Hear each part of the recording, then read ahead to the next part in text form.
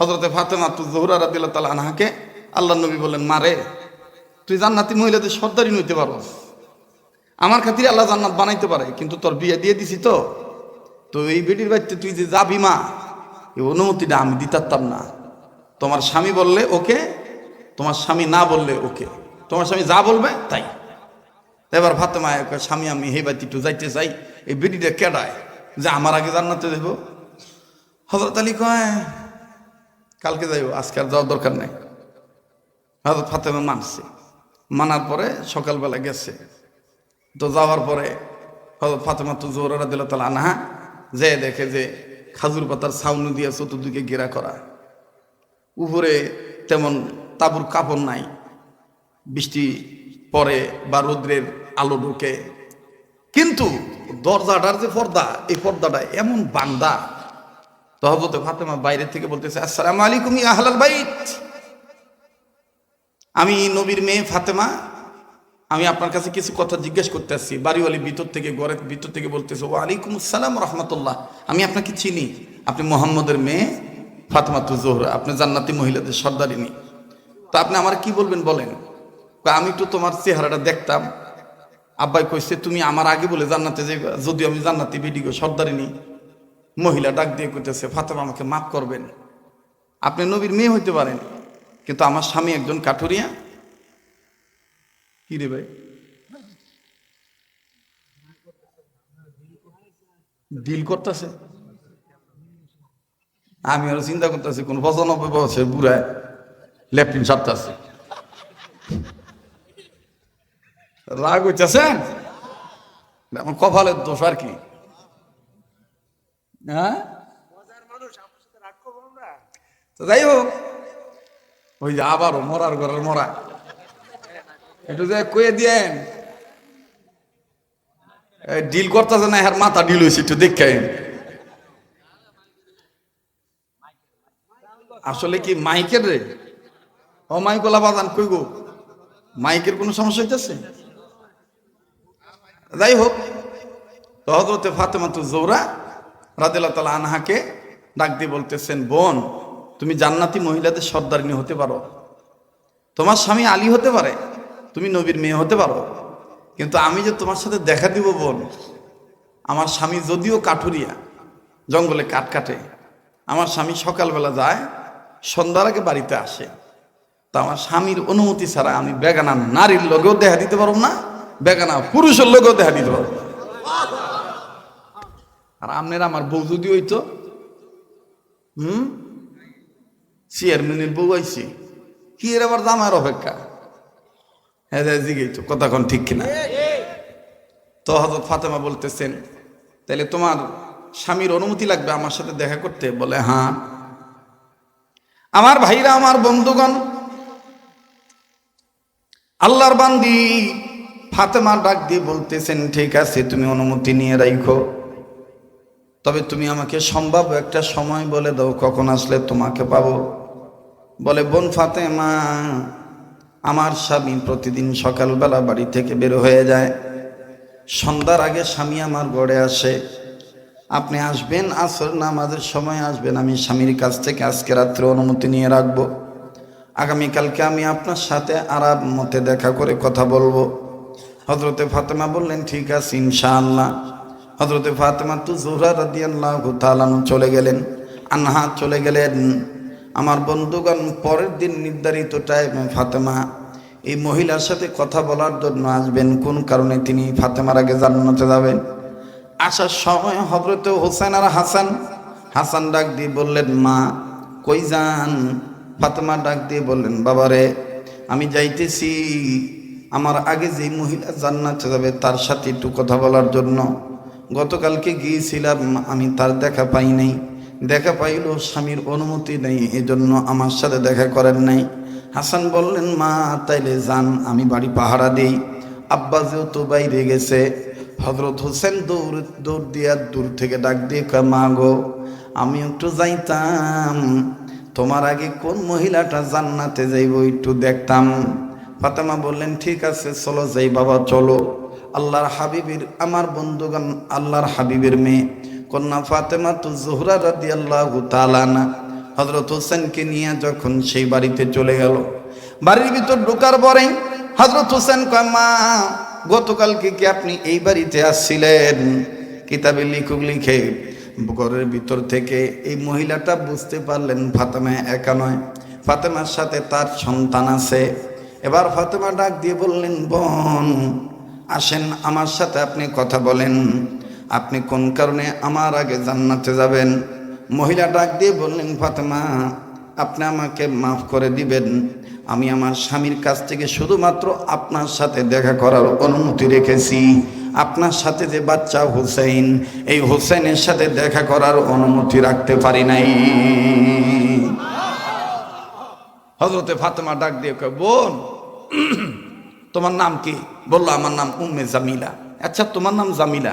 বোন আমার হুসাইনের ওরকম বয়স হয় নাই, মাত্র 3 বছর, 3.25 বছর চলে। উম্মে জামিলা বলতেছে, ফাতেমা মাসালার ব্যাপারে আপনার জ্ঞান নাও থাকতে পারে, আপনার হাজবেন্ডের আছে, আপনার স্বামী হযরত আলীর আছে, আপনার হুসাইনের বয়স বেশি এটা আমিও বলি নাই, কিন্তু মাসালায় আছে যদি আপনার ছেলের বয়স 2 বছর হইতো তাইলে আমি বিনা অনুমতিতে দেখা দিতে পারতাম। কেননা 2 বছর ছেলে মেয়েরা যা দেখে এটা মেমোরিতে লোড করতে পারে না, যা দেখে মেমোরিতে লোড করতে পারে না, কিন্তু 3, 3.5, 3.25, 4 বছরে বলাবান যেটা দেখে এটা কি করে? লোড করে। সকালবেলা ডাক দিয়া দাদিরে কয়, দাদি আব্বা না মায়ের চুমা দিছে।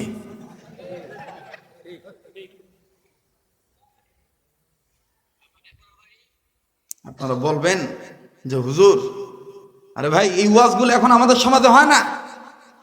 ছেলে মেয়ের বয়স যখন 3, 3.5 বছর হয়ে যাবে তখন আপনি তার বিছানা আলাদা করবেন। হ্যাঁ, মাঝে মধ্যে মাকে ডিউটি দিয়ে দিবেন যেন বাচ্চার খবর রাখে। এক বিছানা নিয়ে আপনি ঘুমাবেন না। যদিও আপনি হালাল, আপনার স্ত্রীও হালাল, কিন্তু ওই অবস্থায় আপনার সন্তানে যদি ঘুম ভাঙা যায় আর যদি দৃশ্য বলি তার নজরে ধরা পড়ে, সকালবেলা উঠতে সব তেরে কইব, কথা কয় না। একটু জ্ঞান করেন, কথাগুলি একটু জ্ঞান করেন। আল্লাহ তাআলা আমাদেরকে সহি বুঝ দান করেন। তো হযরত হোসেন রাগ হয়ে ডাক দিয়ে কইতেছে, আয়া বড় বেটি মনে করতেছে আমার বয়স বেশি হয়েছে।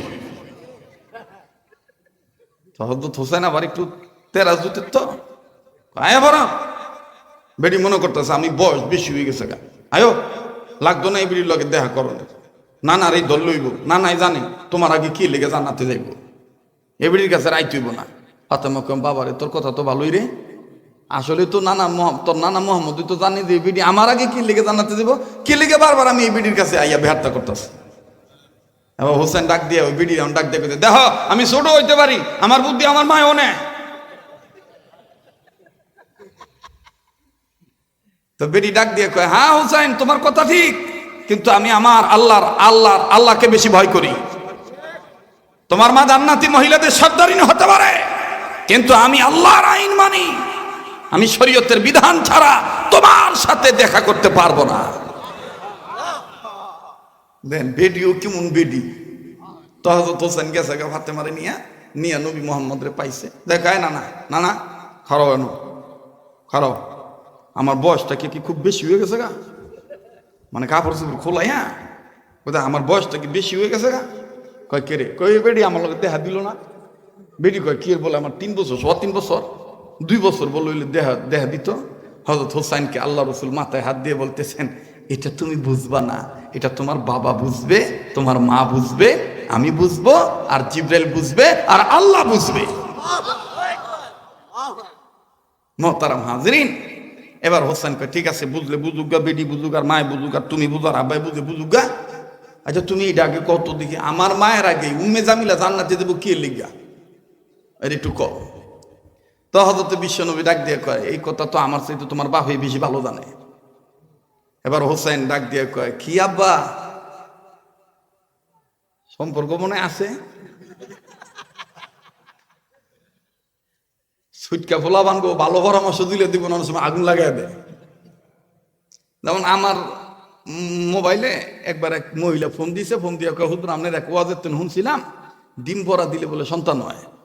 তা আপনি তো অমুক এলাকায় আইবেন অমুক তারিখে, তা আমি যাইতাম না, আমার হাজবেন্ডে ফাটামো, আপনি ডিম ভরে দিয়েন, আমার নাম বলবো, আমার বাড়ি অমুক, আমি এই এই ইত্যাদি ইত্যাদি এভাবে কয়ে দিছি। তো বেডির লগে আমি কথা কইছি, তো বগুল আসলে আমার সুটকা দেখলাম বালা সুটকা যাই আর মার আনতাছে, আর মারে দেখ আম্মু আব্বুর কাছে না এক মিনিট ফোন দিয়েছিল, দিছে নি ফেস লাগাইয়া বালা বউ আমার। কইলো আপনি তাড়াতাড়ি রেডি হইেন, ভাত গরম, ডাল গরম করতেছি, তরকারি গরম করতেছি, আমরা তাড়াতাড়ি বোন আমি আইতাছি। ওমা বালা হাসি মুখে কয়ে গেছে, অন বইছি খাইতাম, অন খাওন দেয় ডাক দিয়ে কয় এলাম। আমি করুন বে ঢুকে দাও করে, ডক ডুক করে কয়া দাও, ডক ডক করে দিব নে, যাই অপেক্ষা রয়েছে, হ্যাঁ দিব নে। আমি খাইছে তো ব্যস্ত বাদ আলাইছে, আমি ডক ডুক করে কাটাই দিব, কই যে কইল একটু আগে কাটাই ফোন দিছিল। আমি আরে উল্টাটা মনে করিস না, কি এর ডিম পরা দেই বলে ডিম পরা বলে কাম এইটা এইটা কইছে, এবার ডাক দিয়ে কোনো ডিম ভরা মারা চলতো না।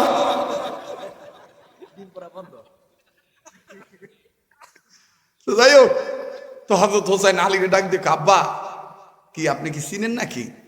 হযরত আলী বলতেছেন আমার চাইতে তোমার মাই হারে ভালো করে চিনে। এবার হযরত হোসেন ডাক দিয়ে মা উম্মে জামিলারে বলে চিনেন? হযরত ফাতেমা বলতেছেন আলী আমার স্মরণে আসতেছে না আসলে কি হইছে, কিভাবে সে আমার আগে জান্নাতে যাবে। হযরত আলী বলে মনে নাই একদিন দুই পোলার ফ্যাট খালি দেখা তুমি আল্লাহর কাছে কইলে আল্লাহ আমি মায়ের আর সহ্য হইতেছে না, পোলা দুইটার ফ্যাট এমন মানে বিতে যে রয়েছে, তারা ক্ষুধার্ত, আয় আল্লাহ আপনি দয়া করে খানার ব্যবস্থা করে দেন, আমি মা আর সহ্য করতে পারতেছি না। এই ফাতেমা তোমার মনে নাই তুমি তখন তোমার গলার ওড়নাটা খুইলা আমি আলীরে কইলা যে আমার ফোলার জীবন আগে, এর পরে কিছু আমগো জীবন পরে, আগে ফোলার জীবন, যেহেতু আমি মা এলো ওড়নাটা দিয়ে দিলাম, বাজারে লয়ে যাও, বাজারে যে বিক্রি করে আনো, এই ওড়না বিচতে যে কয়টা পাইবা এই কয়টার খাউন তাড়াতাড়ি হাসান হোসেনের লেগে লইও, এটা তোমার মনে নাই? হয়তো তুমি ও হ্যাঁ মনে আছে তো, কই ওনার কারণে তুই বেরিয়ে তোমার আগে জান্নাতে দেবো। ফাতেমা কো ওনা আমার, হ্যাঁ দেবো কে আগে আমার জান্নাত, ওনা তো আমার, হ্যাঁ দেবো কে রে, কই এই যে কইতেছি শোনো। আল্লাহ রসুল বলতেছেন আলী আমি বলবো না তুমি বলবা? হযরত আলী বলতেছেন ইয়া রাসূলুল্লাহ আমি বলি। ডাক দিয়ে ফাতেমা তুমি যখন আমার ওন্নাটা দিলা তখন তো তুমি তো আবেগে দিছো পোলার দিকে তাকাইয়া, কিন্তু তুমি এটা খেয়াল করো নাই যে ওন্নাটা তো তোমার হলো আত্মমর্যাদা। ওন্না কি? মহিলাদের ওন্না ঠিক রাখা মানে মহিলাদের ইজ্জত ঠিক রাখা, কথা কয় না? কিন্তু আমগর সমাজে দেখবেন বেডিরা ওন্না দেয় যেন পয়েন্টে রাখার কথা পয়েন্টে না থুইয়া জয়েন্টে নিয়ে থোতার নিচে বাঁধায় থুয়ে দেয়। এই আরে কথা কয় না, তোরা কথা কয়, ওন্না দেওয়ার কথা কোথায়? পয়েন্টে, পয়েন্টে না থুইয়া হ্যাঁ নিয়ে জয়েন্টে বাঁধায় থুয়ে দিচ্ছে।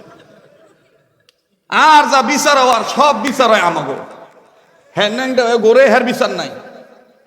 আর যে ন্যাংটা দেহে হের আর মাইয়ার বিশ্বাস একটা শক্তি লালামো, হ্যাঁ নম্বির ঘরে নম্বি, রাইউডির ঘরে রাইউডি, বেলাদার ঘরে বেলাদা। তোর গাছ আম ভাইকা গেছে, তুই আম দুলে রাখছত কেরে? আম নিয়ে তুই হেফাজত করে তুই তারস নাই? আম যতক্ষণ জুইলে থাকবো ততক্ষণ ঝামেলা হইবই।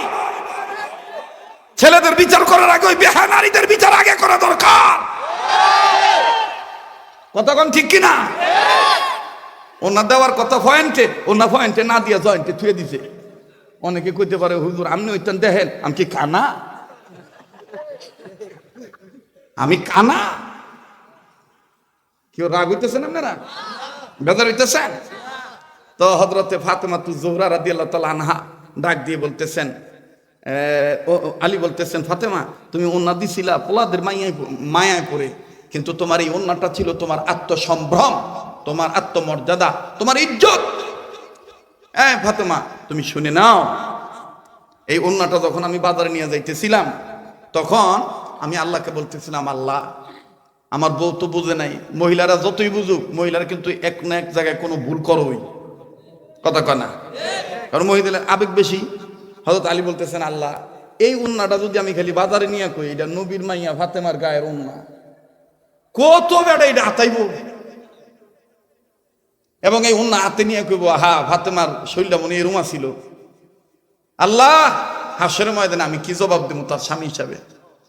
আল্লাহ যদিও অভাবের তাড়নায় অন্য বেচতে দিছে, আমার কাছে কি এমন কোনো কাস্টমার নাই যে আয়া আমি কি বেচুম আমার জিগাইব না, খালি কইব যে আলী টেহা নাও আমার ব্যাগের ভিতরে ঢুকায় দাও।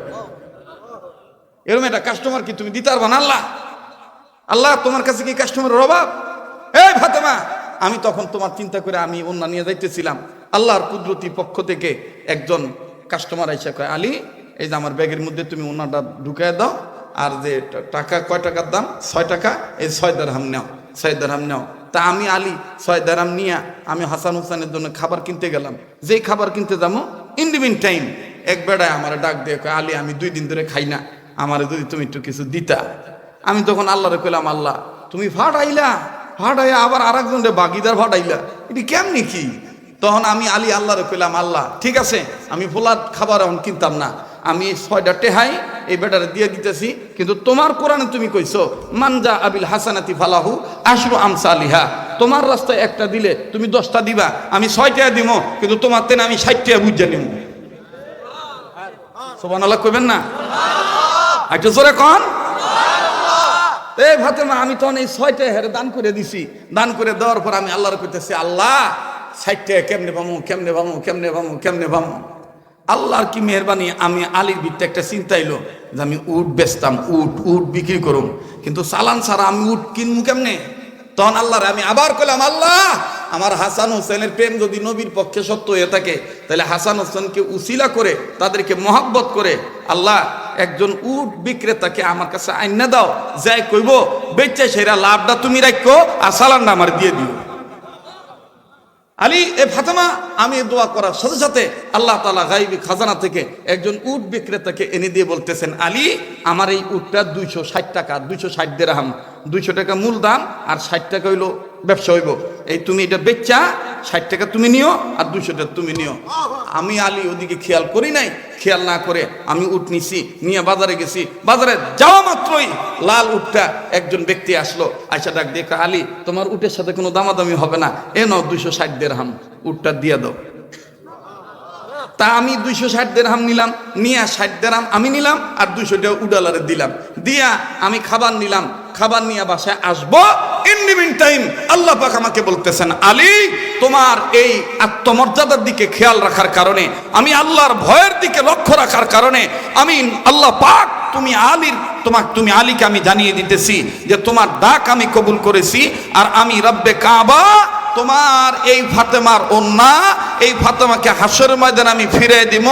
তবে ফাতেমাকে ডাইরেক্ট দেব না, ফাতেমার আগে আরেকজন নারী ফাতেমার সাথে জান্নাতে যাবে। তখন আমি বলছিলাম, আল্লাহ সেই মহিলা কে? তখন আল্লাহ পাক বলছিলেন, আলী সেই মহিলার নাম হবে উম্মে জামিলা, ফাতেমার যে চরিত্র সেই মহিলার সেই চরিত্র। কিভাবে? ও ফাতেমা শোনো, হাসরের ময়দানে আল্লাহ তোমাকে জান্নাত দিবে। এবার নবী বলতেছেন, আলী আমি বলি বাকি কথাটা।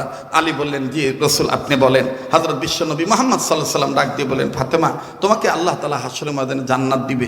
ওই লাল উটটা, আসলে ওই লাল উটটা দুনিয়ার কোনো উট ছিল না, ওটা জান্নাত থেকে আল্লাহ ফেরেশতার মাধ্যমে তোমার স্বামীর কাছে বিক্রি করার জন্য পাঠাইছিলেন।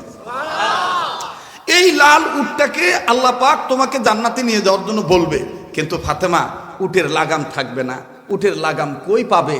তখন আল্লাহ তাআলা তোমার এই গায়ের ওন্না ওই উটের গলায় লাগাই দিবে। এই উটের গলায় যখন তোমার গায়ের ওন্না লাগাবে, আদম সন্তান তোমার ওন্না ধরার সাহস পায় না, ফেরেশতারা কেমনে ধরবো? তখন আল্লাহ তাআলা মিটিং করে বলবে যে ফাতেমার মতন চরিত্র যে মেয়ের, এই মেয়েকেই দাও ফাতেমার উটের গলার লাগাম ধরার জন্য। তখন এই কাঠুরিয়ার বউ তোমার আগে এই ওন্নাটা ধরবো, তোমার উটের লাগাম ধরবো, হ্যাঁ আগে আগে যাইবো, হ্যাঁ আগে জান্নাতে ঢুকবো, কিন্তু তুমি জান্নাতি সর্দারে নিচে, তুমি হ্যাঁ লগে লগে জান্নাতে ঢুকবা। এখন আপনারা বলেন, ঘোড়ার লাগাম যারা ধরে, উটের লাগাম যারা ধরে, হেরা কি মানুষ মালিকের আগে ঢোকে না পরে ঢোকে? কথা কয় না, আগে ঢোকে না পরে ঢোকে? ভাইও বিশ্বাস করেন, আমি আপনাদের কাছে জোর হাত করে মাপ চাইতেছি। আমি আসলে কি বলবো, আমি মানে দেখতেছেন তো আমি শীতের দিনও গামতাছি, মানে আমার ভিতরে অস্থিরতা কাজ করতেছে। শুধুমাত্র ভালোবাসার কারণে আমি আইসা হাজিরা দিলাম। আমি মারুবিল্লাহকে বলবো, বাবা কখনোই এরকম আদা কাম করে যাইবা না, ঠিক আছে? খালি ইজ্জতের দিক থেকে আমি আসলাম, আল্লাহ বাঁচা রাখলে আবার দেখা হবে ইনশাআল্লাহ। এখন কি কোনো কাজ আছে তোমার? একটু ছোট্ট করে, না না থামেন, ছোট্ট করে বাবা আমার কথা শোনেন। আল্লাহ বাঁচায় রাখলে আগামী 21শে নভেম্বরের 20 তারিখ আমাদের নুরি সাহেব হুজুরের মাদ্রাসার মাহফিল, ইনশাল্লাহ দেখা হবে আল্লাহ তাআলা বাঁচালে। প্লিজ কেউ উঠবে না যুবক বন্ধু, আমি কাবা ধরা মানুষ, বারবার এই হাত দিয়ে কাবা ধরি। আমি তোমাদেরকে নিয়ে দোয়া করব। আমি তো নেমে যাই নাই, আমি 5 মিনিট ছোট্ট একটা আবদার করব। এই হযরত মানে মরিয়ম কারিমিয়া ইসলামিয়া মহিলা মাদ্রাসার এবং লিল্লা বোর্ডিং এর উদ্যোগে যৌথ মাহফিল, এই মাদ্রাসার দিকে একটু তাকাইয়া, হ্যাঁ অফকৃত মাদ্রাসা না, অফকৃত মাদ্রাসা, এই মাদ্রাসার দিকে আপনি একটু দিলটা নরম করবেন, আল্লাহর পক্ষে আপনি দান করবেন। একটা রুমাল চাদর একটু ভিতরে পাঠিয়ে দাও, ভিতরে পাঠিয়ে দাও। যদি কোনো ভাই থাকেন যে হুজুর আপনার হাতে আমি এই 1000 টাকা এক পারা কোরআনকে মহব্বত করে দিলাম, 500 টাকা দিলাম, এই মাদ্রাসার